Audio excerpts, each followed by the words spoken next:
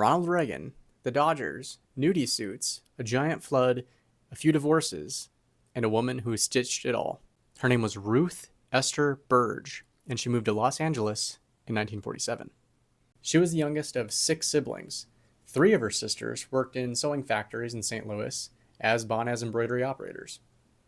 It was common for girls to drop out of school and work in sewing factories in Los Angeles, and this is what Ruth did.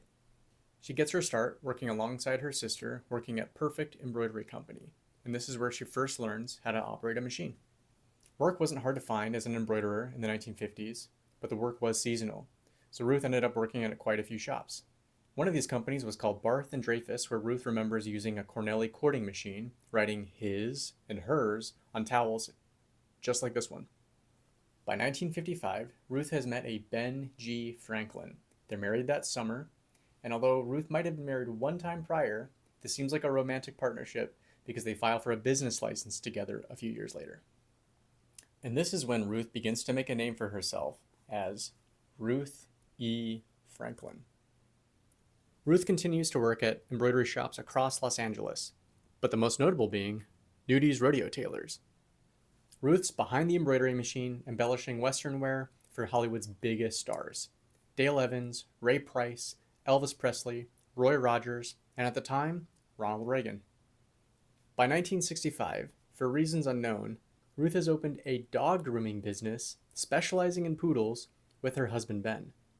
From what I understand, things didn't work out, the business closes, and they end up divorcing by 1967.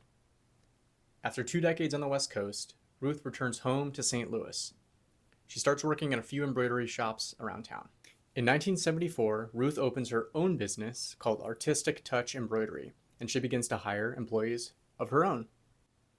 By 1980, Artistic Touch has become a full-service commercial embroidery shop, where Ruth offers cording, braiding, chain stitch, satin stitch, silk screening, you name it, she did it.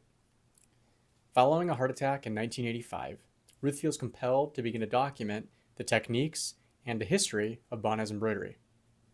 She publishes a suite of manuals and VHS tapes that cover everything from the basics of chain stitch all the way to the specifics of Cornelli machines. They remain some of the clearest surviving records of Bonaz embroidery from the mid-century and the techniques that we still use today.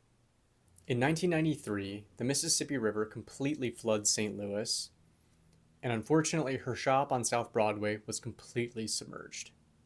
Ruth had moved to Arkansas a few weeks prior, but her shop remained, along with records, samples, and her machines, completely underwater.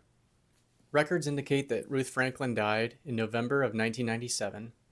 Ruth's legacy lives on through the publications that she wrote and then mailed to chain stitchers and Bonaz operators across the United States.